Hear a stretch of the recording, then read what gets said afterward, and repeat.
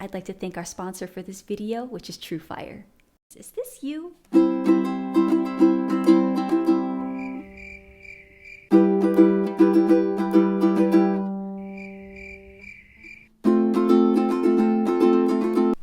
Hello everybody, hope you're having a wonderful day today. If you're new here, hi, my name is Katie. I am a music teacher and I love help making music accessible to people no matter what level that they are at. So today we're going to be talking about smoother chord transitions. I see this all the time, whether I have my students where I'm teaching on Zoom or in-person lessons, large group, small group, doesn't matter. Happens all the time where you feel like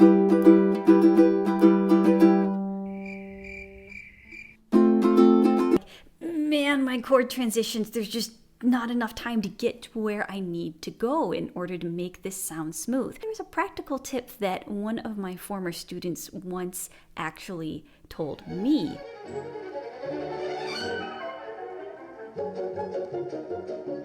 You sound amazing! Thanks, I've been working hard. Look at you, you're able to move between those two chords so much more smoothly than you did last week. I was jamming with my grandpa this weekend and he plays guitar too, and he told me that if I just keep strumming through and not worry so much about the chord changes and I keep the rhythm steady, that actually I would improve faster. Really? Oh, and I stopped worrying about it sounding perfect because something that my volleyball coach told me is that if you start something new, expect ugly. Expect ugly. Because who's gonna be perfect on the first try, right? Nobody. So I decided to expect ugly and just to try it. And it turns out that it's a lot more fun and it worked. I love it. I know, me too. Wow. And so what she meant by this is that even though the chord transition wasn't perfect, she still just kept strumming through and kept the rhythm going. The rhythm is actually more important to keep that going rather than try to get the chord transition perfect, because eventually your left hand is going to keep up. This is what she meant. So I'm going to strum between a C and an F chord, and you're going to notice that in between there's going to be some imperfect sounds. I'm going to be strumming some open strings, but eventually my left hand is going to catch up, but the rhythm is going to stay solid. All right, here we go. 1, 2, 3, 4.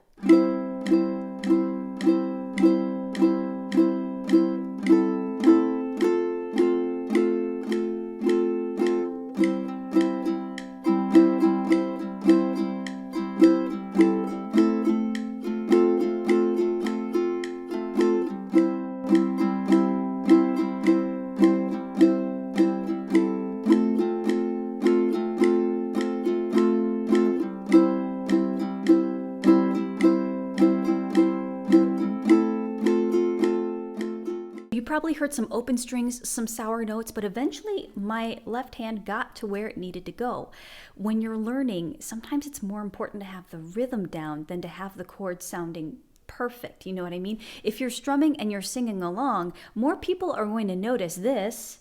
Lady, running it down to the riptide, taking away to the dark side. I wanna be your left hand man. You know what I mean? People are going to notice that more rather than versus lady running it down to the riptide, taking away to the dark side. I'm gonna be your left hand man. I kept the rhythm going. It felt a little off, but not as much as if it would be if you stopped and paused and thought about every single transition. So as you're working through your chord transitions, through your strumming patterns, think about pulling back the tempo, 1, and then 2, strumming through the chords. Hopefully that helps just free you up of feeling like, man, I have to be perfect in order for this to actually sound good or to improve. Think about just strumming through. Eventually that left hand is going to catch up. Don't be afraid of the open strings. Don't be afraid of a couple of sour notes. As long as you keep the rhythm going, it's going to keep you on track. Before we get into the rest of the tips, I'd like to thank our sponsor for this video, which is TrueFire. TrueFire uses world-class teachers to create online lessons. I've tried them for the past few months, and my playing always improves. I'm using Joe Robinson's course 10 Scales and Modes You Must Know. And not only does he tell you how to play these modes, but he demonstrates why they work over certain chord progressions. It's complete with tabs, multi-angle camera shots, and you have the ability to slow down the video to meet your speed. It's brilliant.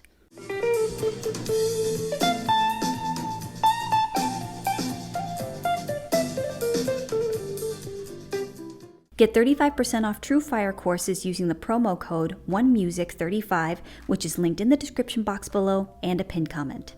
Or sign up for the All Access Pass to have access to the entire TrueFire catalog. You can sample anything in the catalog with the All Access Pass and see what you want to learn next. I love their tagline, learn, practice, and play with TrueFire. Thanks again for TrueFire for sponsoring this video.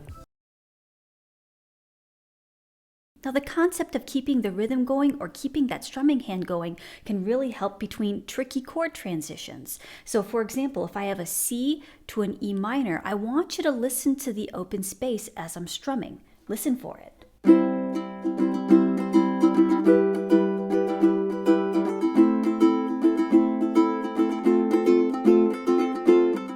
Did you hear that?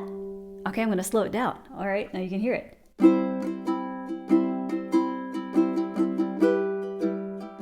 I'll do it again. I'll do it again.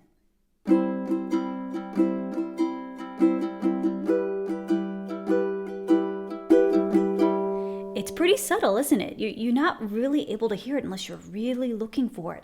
What happened is that I have my C chord here, and then when I was switching to my E minor, I actually left that C chord a little early, and then I had my fingers right in position so that when I hit that chord, that E minor chord, it was right on the downbeat. Let's try a different chord so you can hear it. Let's try a D chord.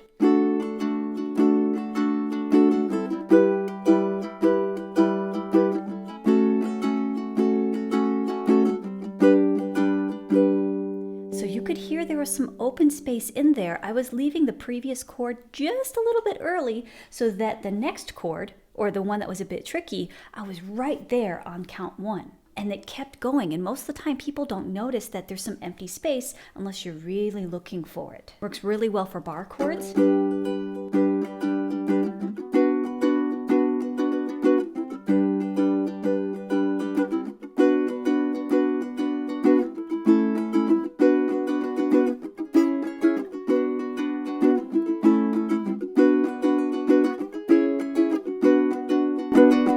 When I slow it down, you're going to hear some waka-chickas in between because my finger is sliding across the strings, either muting it when I have a bar chord, or what happens is that if I have some open strings, I strum it, you're going to hear it.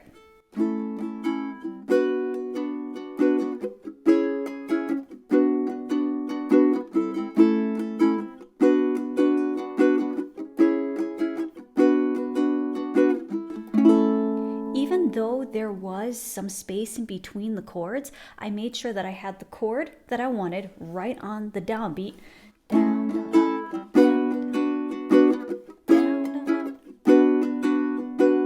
So it was important to have the chord right on the downbeat, right on the count. But then also I left the previous chord a little bit early, and I wasn't afraid to strum through, keep that strumming pattern going. I wasn't afraid to create some open space or strum some open strings. The rhythm is more important in this case. Otherwise, if you did